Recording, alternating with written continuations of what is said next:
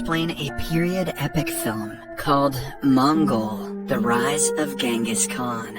Spoilers ahead.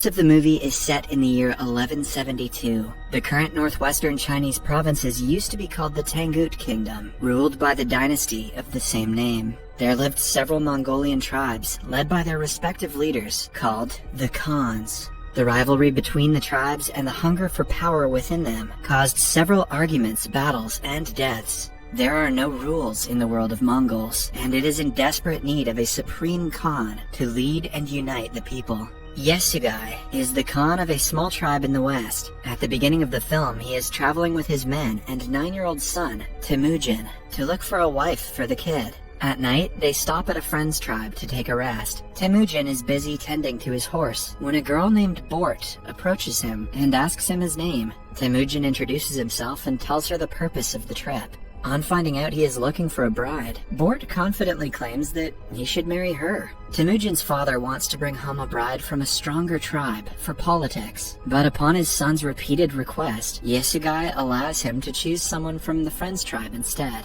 Before choosing the girl, Temüjin is asked to look for one with strong legs, because only a girl with strong legs can keep her man happy. Temüjin does as told, and chooses Bort. Their marriage is officiated, but they can only be together after 5 years. Before leaving, Temüjin promises to return soon, and gives Bort a necklace as a gift to remember him. On the way back to their village, Yesugai and the men take a rest near an inn. They are cautious because a few yards away sits the leader of a rival tribe with his men. Suddenly, the rival Khan sends his men with a bowl of milk as a sign of peace. To return the gesture, Yesugai also sends back a bowl of juice. Yesugai's right-hand man suggests that he let the servant drink the milk first, since they cannot trust their enemies. But Yesugai doesn't want to lose the opportunity to make peace because of suspicion. He drinks the bowl clean, and so does the other Khan. A while later, they continue the journey, but a few minutes in, Yesugai's chest starts to hurt. He falls off the horse and dies.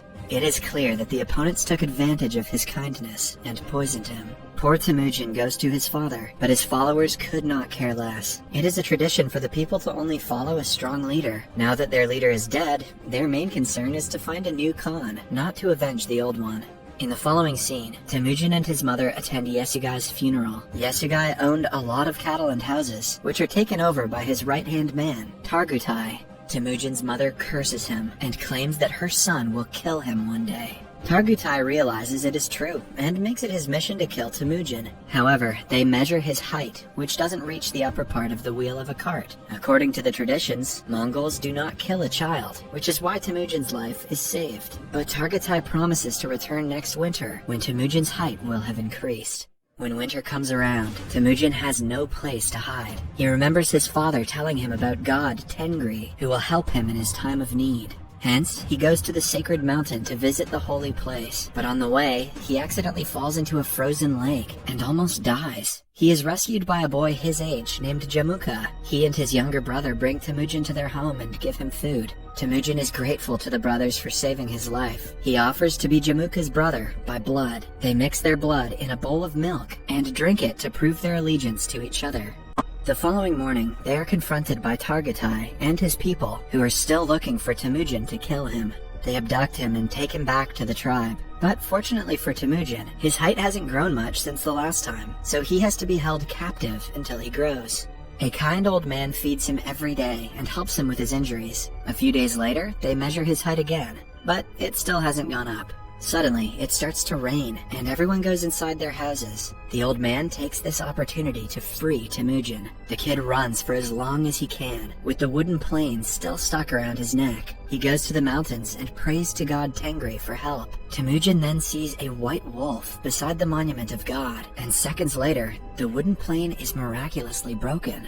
The scene changes to 1186. Temüjin has grown up into an adult, but is still on the run from Targutai and his people. After a years-long search, they are able to capture him and lock him in a similar wooden plane. This time, he has grown enough to match the height reference, so the chances of his survival are low. Targutai wants to see him beg for his life, but Temüjin, being the proud man he is, refuses to do so. As a result, Targutai decides to torture him slowly, instead of killing him in an instant. The old man who helped Temüjin years ago feeds him even now. He begs Temüjin to spare his life when he returns to avenge the treatment he is getting. When it gets dark, Targatai comes to Temüjin alone and mocks him. Since everyone is busy, Temüjin takes the opportunity to attack the opponent and kills him by hitting him with the wooden plane repeatedly. After that, he flees from the village and is safe yet again. Temüjin is ready to take his tribe back and become the Khan, but first, he has to bring his bride home. He goes to his in-laws' tribe for the first time since he was 9. Bort has grown up to become a strong and beautiful woman. But are those legs thick, though?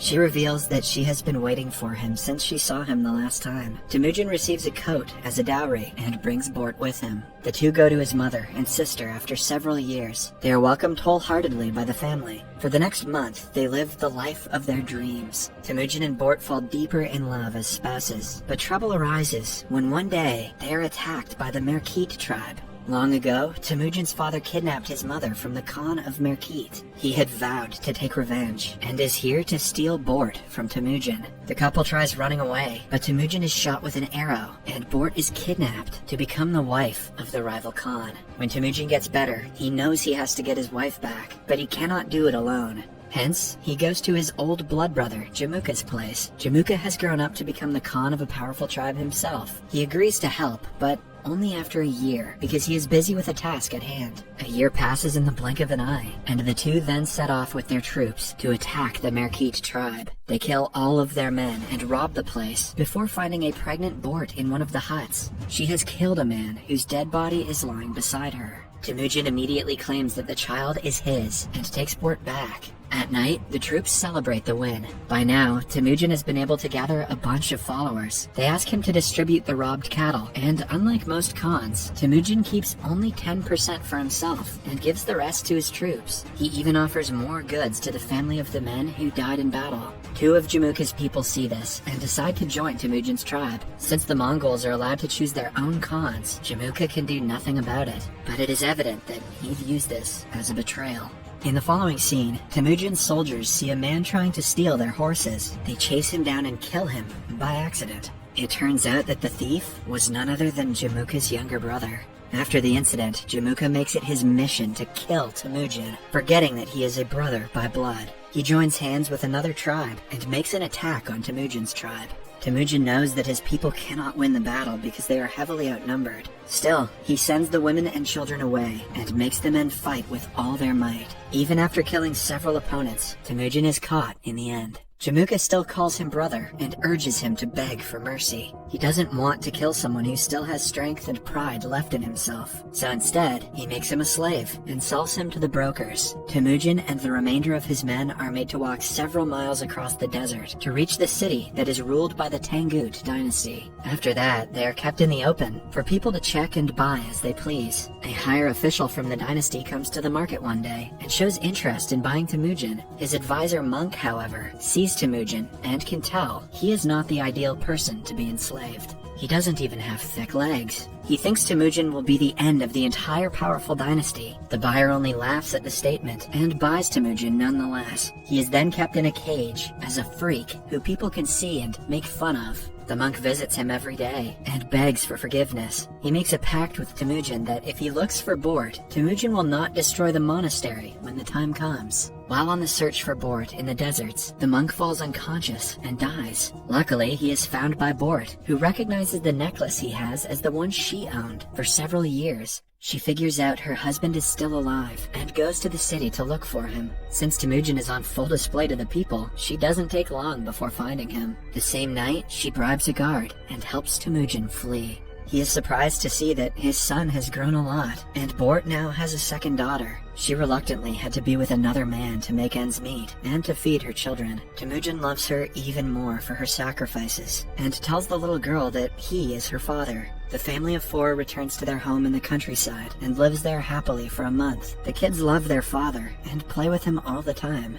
Then, one day, Bort comments that all Mongols are the same. They steal, rob, and kill. The comment is minute, but it makes a huge impression on Temüjin. He decides to leave his family, to unify as many tribes as he can, and create rule in the world of Mongols, even if he has to kill half of the tribes to get there. The 3 basic rules they have to follow are: never kill women and children, fight the enemies till the end, and never betray your Khan. The scene cuts to 1196. As Temüjin vowed, he has been able to gather an army of Mongols on his side, unifying several tribes and making a massive tribe of his own. The only obstacle in his way to becoming an absolute emperor is Jamuka, who also has an army of followers behind him. Today, the two brothers stand on the battlefield with their troops for the ultimate fight. It starts, and Jamuka hastily sends the first batch to fight. Temüjin has planned the entire war, while Jamuka is spontaneous, which causes many of his men to be killed. After hours of long and hard battle, Temüjin wins and captures the surviving enemy troops, including Jamuka.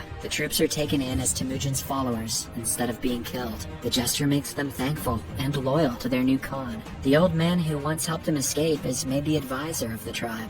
Now, the only thing left to do is to make a judgment for Jamuka. The brothers sit with each other and talk about how far they have come in life. Jamuka proudly reveals he would have killed his enemy if he was in Temüjin's position right now. This further proves that he and Temüjin are not the same, because Temüjin allows him to run away. Out of respect for his brother and the hustle he has done to create an army, Temüjin forgives him and lets him go. Then, we see that Bort, with both her children, has reunited with Temüjin and lives with him happily. In the end, it is narrated that in 1206, Temüjin was made the Khan of all Mongols, named Genghis Khan. As he had promised, he wiped out the entire Tengu dynasty and rebuilt the kingdom, but left the monastery as it was, at the request of the late monk. In the future, he became the founder of the entirety of the Mongol Empire, the largest contiguous empire in history. I also hear he had great legs.